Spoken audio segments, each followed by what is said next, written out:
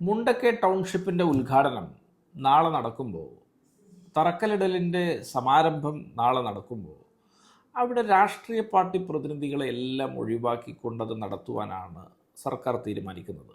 സാധാരണഗതിയിൽ രാഷ്ട്രീയ പാർട്ടി പ്രതിനിധികളെ കൂടി ഉൾപ്പെടുത്തിക്കൊണ്ടാണ് സംസ്ഥാന സർക്കാരിൻ്റെ തൊട്ട് താഴെ തട്ടിലുള്ള തദ്ദേശ സ്വയംഭരണ സ്ഥാപനങ്ങളിലെ വാർഡുകളിലെ പരിപാടികൾ പോലും നടക്കാറുള്ളത്. എന്നാൽ ഇത് തന്നെ ഉദ്ദേശിച്ചാണ്, തന്നെ മാത്രം ഉദ്ദേശിച്ചാണ് എന്ന പരാതി ശ്രേയംസ് കുമാറിനുണ്ട് എന്നുള്ളത് നമ്മൾ വിസ്മരിക്കരുത്. കാരണം അദ്ദേഹം LDFിൻ്റെ ഘടകകക്ഷിയാണെങ്കിലും അദ്ദേഹത്തിൻ്റെ ജനതാദളിനോട് CPM പുലർത്തിപ്പോരുന്നത് വലിയ ചിറ്റമ്മ നയമാണ്.